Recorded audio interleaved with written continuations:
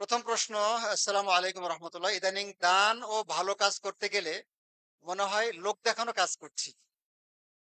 কেননা রিয়া বা বড় শিরকের ভয়ে দান ও কাজ থেকে বিরত থাকতে গেলেও পারি না।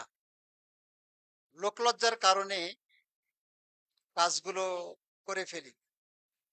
তখন মনে হয় বড় শিরক করছি। ওই মুহূর্তে শিরক ও লোকলজ্জা থেকে বাঁচতে করণীয় কি? মানে ভালো কাজ করতে গেলে, দান করতে গেলে মনে হয় যে রিয়া হয়ে গেল, মনে হয় রিয়া হয়ে গেল। এরকম একটা সংশয় মনের মধ্যে কাজ করে, তাই না? এই যে রিয়ার যে আশঙ্কা মনের মধ্যে কাজ করে, ভয়, এটা হলো আপনার প্রকৃত ইমানের পরিচয়। এটা হলো আপনার ইমান। কেন জানেন? আপনি জেনেছেন যে রিয়া করলে আপনার আমল নষ্ট হয়ে যাবে। রিয়া করলে আপনার ইমানের ক্ষতি হবে, আপনাকে জাহান্নামে যেতে হবে।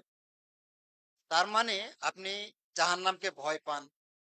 তার মানে আপনি আপনার আমলকে ভালোবাসেন, আমল যেন নষ্ট না হয় সেটা আপনি চেষ্টা করেন, ঠিক না?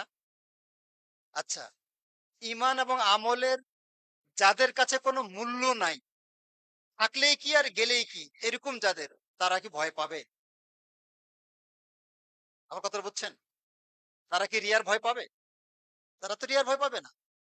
রিয়ার ভয়টা কারা পাবে? ইমান এবং আমলের মূল্য যাদের কাছে আছে, তারা এই ভয়টা পাবে। তাবেঈ ইবনু আবি মুলাইকা ইবনু আবি মুলাইকা রাহিমাহুল্লাহ, তিনি বলছেন যে আমি অন্তত ৩০ জন মতো সাহাবীর সাথে সাক্ষাৎ হয়েছে। এরা সবাই এই ভয়ে থাকতেন যে আমার কাজটা না জানি রিয়া হয়ে গেল, আমার কাজটা না জানি মুনাফিক হয়ে গেল, না জানি আমি হয়তো আল্লাহর সন্তুষ্টির জন্য না করে নাকি মানুষের সন্তুষ্ট করে ফেললাম। এই যে একটা মুনাফিক হয়ে যাওয়ার আতঙ্ক, ভয়, রিয়া হয়ে যাওয়ার ভয়, তাদের সবার মধ্যে কাজ করত। তাদের সবার মধ্যে কাজ করত। তো সাহাবীদের মধ্যে কেন? সাহাবীরা ইমানের গুরুত্ব বুঝতেন, আমলে সলের গুরুত্ব বুঝতেন। এই জন্য তারা সবাই এই ভয়টা করতেন। এবং যার মধ্যে ইমান, যার কাছে ইমান যত মূল্যবান, তার কাছে তত ভয় বেশি, তার ভয় তত বেশি। আপনারা জানেন যে রাসূলুল্লাহ সাল্লাল্লাহু আলাইহি সাল্লামের গোপন খবরগুলো একজন সাহাবী জানতেন। তাকে জানানো হতো। কে তিনি? আবু হুযাফা ইবনুল ইয়ামান রাদিয়াল্লাহু তাআলা আনহু। তিনি জানতেন। তার কাছে কে মুনাফিক, এই তালিকাটা তার কাছে ছিল।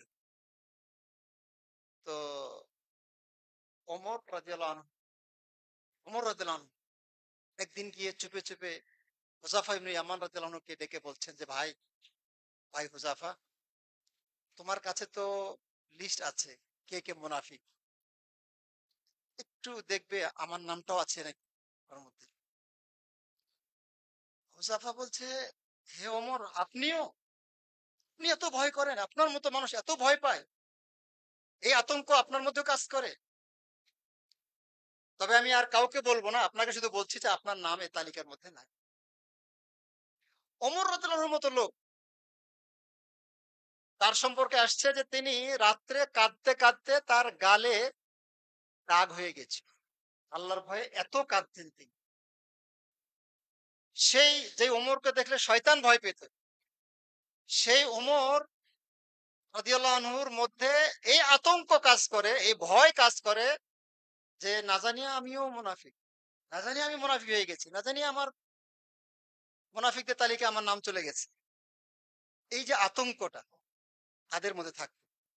আর আমরা রাতে কয়দিন কাঁদি, আমরা কতটুকু কোরআন তেলাওয়াত করি, কয় রাকাত নফল নামাজ আমরা পড়ি, আমরা কতটুকু কোরআন খতম দেই, অথচ টুকটাক যা করি ভাবসাব এরকম যে নাম্বার ওয়ান মুমিন আমি। আমাদের মধ্যে অনেকের এই অবস্থা যে আমি তো ১ নাম্বার মুমিন, আমি কেমন মুনাফিক হবো? আমি কিসের মুনাফিক? মুনাফিক তো হবে অন্য কেউ। আমি তো নাম্বার ওয়ান। সাহাবায়ে কেরাম এটা মনে করতেন না। তারা মনে করত যে হতে পারে আমিই না জানি মুনাফিক। সুতরাং এই আতঙ্ক, ইমান হারানোর আতঙ্ক, কুফর এর আতঙ্ক, রিয়ার আতঙ্ক, নিফাকের আতঙ্ক, এটা শুধু মুমিনরাই পায়, এই ভয়টা করে।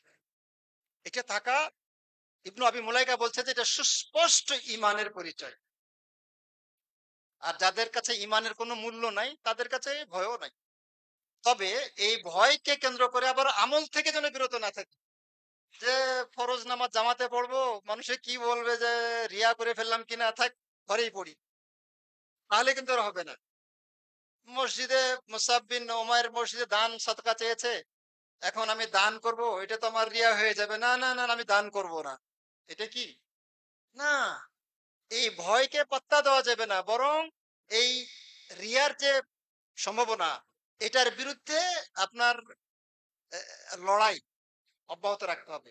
এখলাসকে পাহারা দিতে হবে, আপনার এখলাসকে পাহারা দিতে হবে। আল্লাহকে বারবার বলতে হবে, আল্লাহ তোমার সন্তুষ্টির জন্য আমি এই আমলটা করছি, আল্লাহ তুমি কবুল করো, আল্লাহর কাছে বলতে হবে।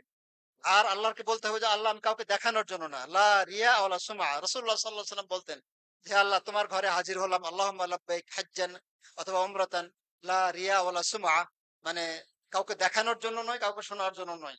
রাসূল সাল্লাল্লাহু আলাইহি ওয়াসাল্লাম বলতেন, আমাদেরকে আল্লাহকে বলতে হবে, আল্লাহ এই যে আমি দান করলাম, আল্লাহ কাউকে দেখানোর জন্য না, ক্যামেরাতে উঠবে এই জন্য না, আল্লাহ তোমার সন্তুষ্টির জন্য তুমি এটা কবুল করে নাও। এইভাবে আমাদেরকে আমলে পিছিয়ে পড়লে হবে না, আমল বাদ দিলে হবে না, আমলে অগ্রগতি হতে হবে, থাকতে হবে আর কি।